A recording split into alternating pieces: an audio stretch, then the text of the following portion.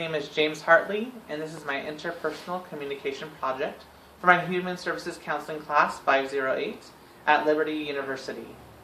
First of all, I want to go over kind of an outline of what I'll be talking about today.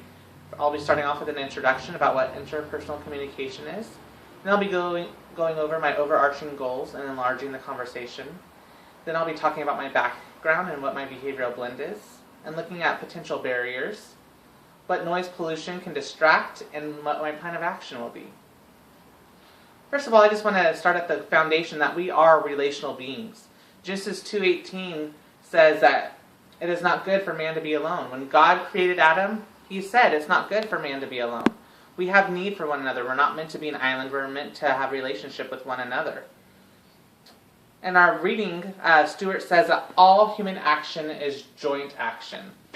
Everything we do is in reply to or answer to something or someone else. So we're reacting to one another in our relationships.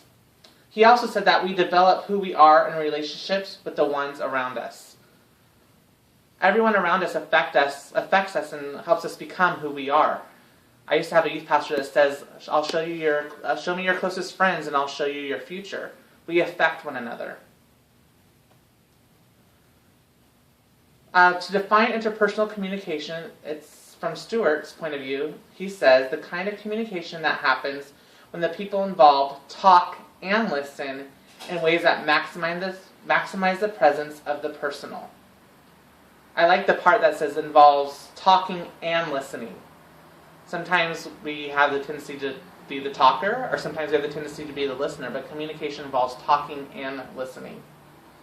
He also uses the metaphor of inhaling and exhaling as we breathe. We inhale and we exhale. Inhaling is receiving the message. When we're inhaling from the conversation, we're receiving the message. And when we're exhaling, we're communicating, we're sending the message. And when we're communicating, we're sending and receiving at the same time. It's also an organic. Communication is organic, like breathing is organic. It comes naturally to receive and send messages to one another.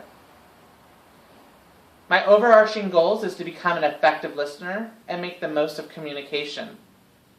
Secondly, I want to open myself up by listening to others from their perspective. A lot of times I listen from my perspective, but I want to listen from their perspective. And I want to be unselfish by hearing other people's point and not just wanting to get my point across. I have the tendency just to want to get my point across, and I want to hear what other people's points are. And Philippians 2:4 says, don't look only out for your own interests, but take an interest in others. I want to take an interest in others and not just look at my own interest and what interests me about myself or others, but I want to take an interest in what other people have to say. As a part of my overall arching goals, I want to introduce levels of listening from our reading from Burley Allen. And a level 3 listener listens in spurts, being somewhat aware of others, but mainly paying attention to oneself. I have a tendency to be a level 3 listen. I listen in spurts. Level 2 listening is hearing words, but not really listening. Staying at the surface of the conversation and not understanding the deeper meaning of what is being said. It's a very surface conversation. And level 1 listening is empathetic listening. Listeners refrain from judging the talker and place themselves in the other's position. My ultimate overall arching goal is to be a level 1 listener. Enlarging the conversation. Being a good listener enlarges the conversation that you have. Part of being a good listener is being that empathetic listener, that level 1 listener. And what is that? What does that look like? And defining it is paying attention to the speaker's total communication. Not just the words that they say, but looking at their gestures. What feelings do they have? What motivations do they have to say what they're saying? What are their underlying thoughts? And there's a lot of benefits of empathetic listening that enlarges the conversation as well. It improves self-esteem, not just for yourself, but it improves the self-esteem of the person that you're listening to. When they feel like they're being heard, it improves their self-esteem. It reduces stress and tension. If you're in a stressful work situation, you feel like you're unheard, it causes more stress. But when you feel like you're heard and you're communicating that and you feel like the person's receiving that message, it releases that stress and tension. It improves overall effectiveness, and gives a feeling of security. A little bit about my background is I'm the youngest of two in my family. I was a pastor's kid. I have, in my adult life, been married for 11 years, and I'm the father of 2 fabulous children. I was a youth pastor for 13 years, and now I'm a student services director for a charter school network that serves 7 campuses. I feel like that was my Wheel of Fortune introduction. But that's kind of my background of who I am. This is my behavioral blend, and we took a personality test at the beginning of this class, and it's a DISC personality test, and the D quadrant is active and task-oriented for people who are active and task-oriented. The I quadrant is for active and people-oriented personality types. The S quadrant is for passive, people-oriented types, and the C quadrant is for passive, task-oriented people. My behavioral blend from those quadrants is a high CIS. I got multiple personalities going on. So my strengths are strong people skills. I can be a leader, or I'm fine being in the crowd. I'm outgoing. I can make people feel like I'm their dearest friend, and I'm a problem solver. But I do have weaknesses as well. I can turn people off with my opinions. I can tend to be critical. I do worry a lot. And I can take time contemplating decisions. I have a strong desire to look good to others. And I am a people pleaser. This is a little bit about my behavioral blend and what strengths and weaknesses I have. Potential barriers to being an empathetic listener is fake listening. Pretending to listen when our minds are somewhere else. I can have the tendency to do that at times.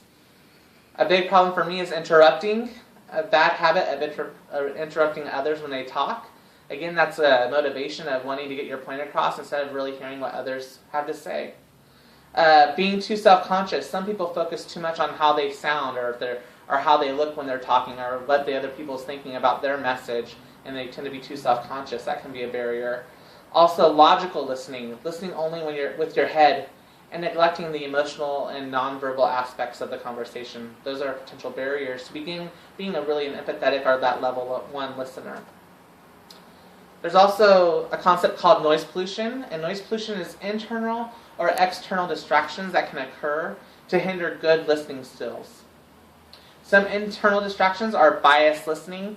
Especially, I think of biased listening, especially in political conversations. You're really listening from your worldview, your point of view. And so you have that biased listening ear as well. Or just hearing what you want to hear. You may be going to, your wife may say, hey, honey, let's go shopping. And you're thinking, you're just going to go walk around, and your wife's thinking, I'm going to go spend money. You say, okay, and her thought is, well, she wants to hear that she gets to spend money. And your thought, you're just spending time together. So hearing what you want to hear is a distraction. Focusing on what you want to say. So I'm not really listening, but I'm focusing on what I'm saying next. Are some internal distractions. Or simply just being bored with the conversation and just kind of tuning out. Those are some internal distractions. There's also external noise pollution, external distractions, and some of those things can be interruptions. If a phone call takes place, or you get a text. In today's world, maybe it's a Facebook notice or an email. Sometimes another external distraction can be the talker's speech. Where I'm from, there's a lot of cultures, different backgrounds and different cultures, and people have different dialects, and it's sometimes hard to understand people, so that can be an external distraction. Loud noises, such as traffic. I also live close to train tracks, and sometimes the train can be an external distraction. The mannerisms that someone has can be an external distraction. Or when the talker is chewing gum. I know my wife hates when people chew gum, and so that's a big distraction for her. Or maybe just doodling while you're talking. That can be an external distraction. So to overcome external and internal distractions and the potential barriers that I have to be a level 1 listener, I need to have a plan of action. And I need to become an empathetic listener by recognizing verbal and nonverbal cues. I need to be intentional in that. That's not good enough just to say it, but I need to be intentional. So what is that looking like? That's looking at people's facial expression, their body language, listening to their tone of voice. How are they responding? It's so important. That's why it's good to have face-to-face communication and not just over texting or emailing, because you can really be more of an empathetic listener in that situation. I can be an empathetic listener by processing. I need to keep track of the conversation and understand the talker's message. I do find myself a lot getting lost in conversation and coming back in. I start thinking about something and then I realize I don't know what the talker's saying. I'm not processing what they're saying. I need to keep track with the conversation and take that time to understand what they're saying and looking at their nonverbal cues.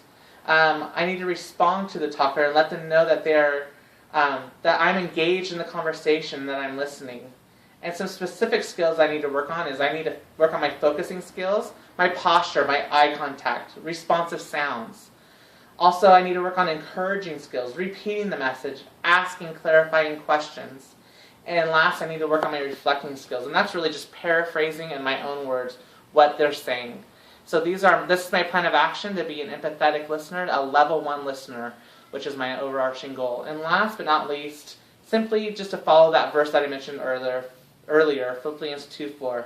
Not to look out for my own interests, but take an interest in others. That's my ultimate plan of action. Thank you for listening today. Have a great day.